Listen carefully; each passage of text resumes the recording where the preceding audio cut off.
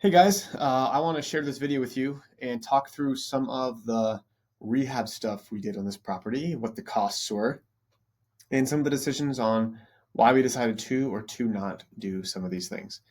So first off, I just want to have you guys take a look at the house. Pretty not updated at all actually, but just kind of pretty basic with the carpet, floors, etc., etc. Um, One thing that we noticed here is that they have this dining room, and so this was an easy bedroom add. We just walled this off here, put a door here, and then there's actually a door that goes into the kitchen, which is beyond this wall, and we just blocked that off as well. And so we made this a nice, cheaper bedroom, but still added $700 a month to our monthly rent. So that's why we decided to do it, was because it added it. And so we still have this as kind of like a chill area in this rent. This is a rent by the room property, by the way. So, we're doing co-living here. And so we turned this 6-bed 4-bath into a 7-bed 4-bath. But like I said, we walled this off and made this a bedroom. It's a smaller bedroom, but it rented out pretty quickly for $700 a month, including utilities. This kitchen here is totally fine. It actually looks much more beautiful in the picture than it actually is in person. But we decided not to do anything with the kitchen because it works just fine. This here is another chill area. Someday we could potentially make this another bedroom by just putting a wall kind of right beyond this door between the door and the window. But we decided to leave that for now just because it's a 4-bed 2-bath upstairs, which feels like a good enough space. We don't like people getting too cramped. I noticed that this here is where the laundry hookup is. And so, easily just added the washers and dryers. The washer dryer costs about $3,000. And I forgot to mention that adding that bedroom cost about $4,000. And so total we're in for $7,000, including those things. One other thing we did, I want to just kind of check back here with you guys on the living room. I forgot this. So there's only one light in the living room. And so they had a lamp here, which made it give it more light, and they also took it at the proper time of day. So this place looks like it's really lit up, but in fact, it's really not. And so we actually had our handyman replace this light here with 6 canned lights. And this is a super cheap thing. It's a couple $100 to do, and it is like night and day, quite literally, on how the place lights up and how it looks in the pictures. And I'll show you some of the new pictures that we have as well. I just want to run through the old part of the house so you can see exactly what we did. We didn't do anything to any of this. All of this was totally fine. Again, we added the washer dryer, and then we got the downstairs here. So what we loved about this place is that there was a full kitchen downstairs. And that allows us, and it's a 3-bed 2-bath down here. So we can rent out this 3-bed 2-bath for more because there's just less people in the room. And so this is staged, but pretty big common area here, which we just totally left. Already had the egress windows done, so less rehab work. If you wanted to add an egress window here, this is an egress window. You'll see in basements, oftentimes they have the little windows that are probably like a third or maybe even a quarter of this size. But to add this egress window typically costs about $5,000. And so that was a huge cost savings. Kitchens here will usually be anywhere from $7,000 to $10,000. Another huge savings for us was having the kitchen already installed. And this here is what typical basement windows look like. And so this would not qualify as an egress. So if you see bedrooms with this kind of window in it and no larger window, then you're going to need to extend it. And that's that $5,000 cost that we talked about. Another great thing about this house, it's got a separate entrance. This is pretty rare to come by, so definitely don't count on it. But it was definitely a cherry on the top for us.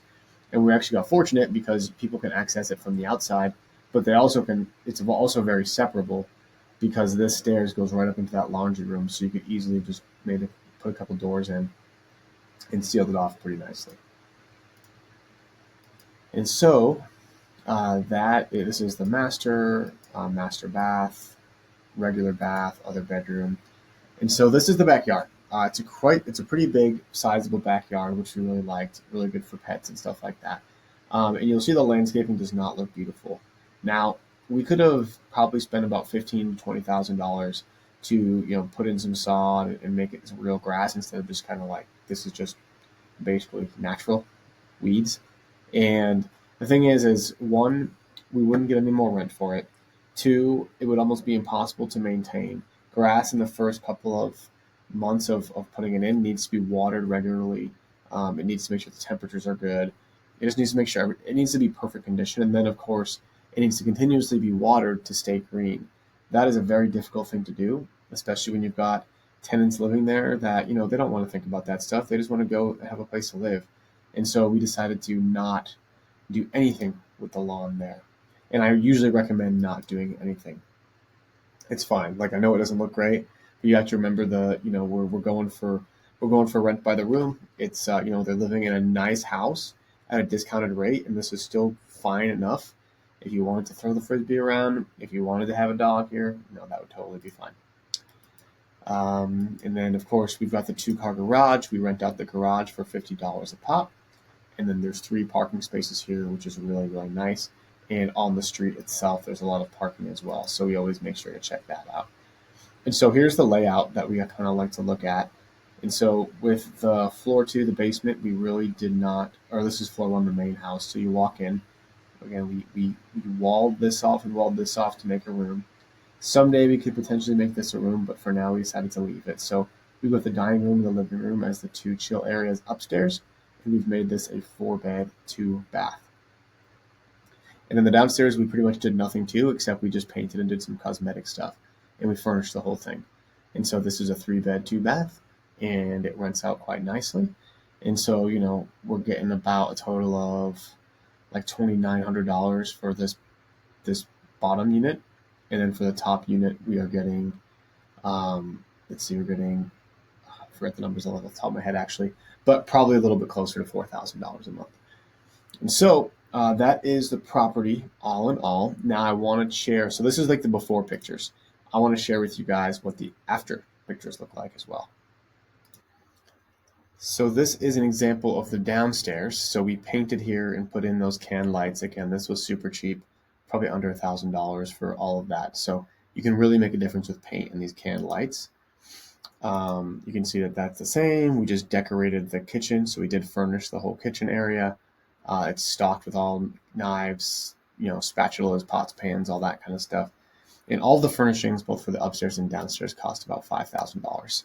So it's, definitely an investment, but you get it back pretty quickly. Added a table here for people to eat.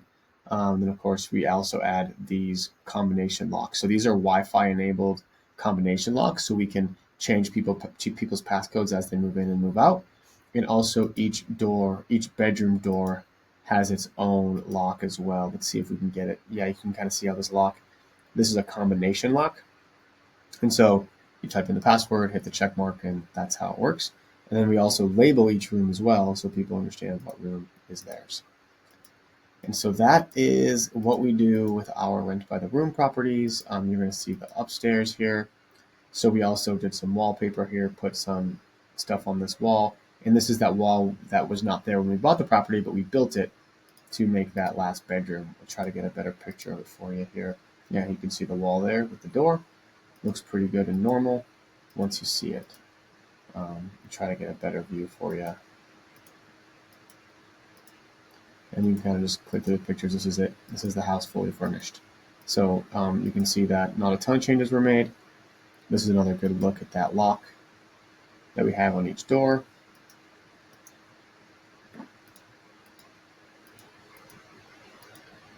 And yeah, so this is the house. And these pictures aren't in any particular order. We did clean up, so we do cut the grass, right? This is not like that anymore.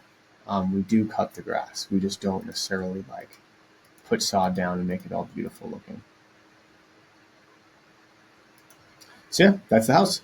Hope you guys enjoyed the video. Hope you got something out of it. If you have any questions, please let me know.